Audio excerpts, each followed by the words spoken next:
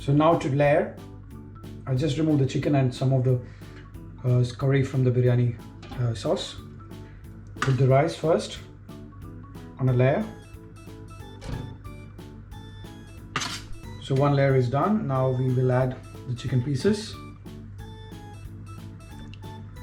Ensure you got enough for 2 layers.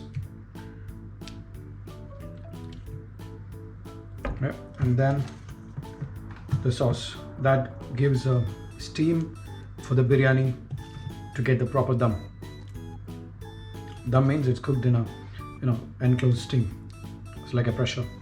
Now add in coriander and mint. Just break and put it. You can repeat the layer.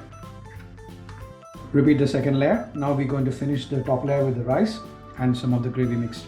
So stop up with the rice and then finish with the leftover sauce or the gravy from the pan. Okay, that's good enough. To finish, put 2 tablespoons of fresh ghee and then keep it covered. Keep it on a high heat for 2 minutes and then bring it down to very low heat and leave it there for 15 minutes.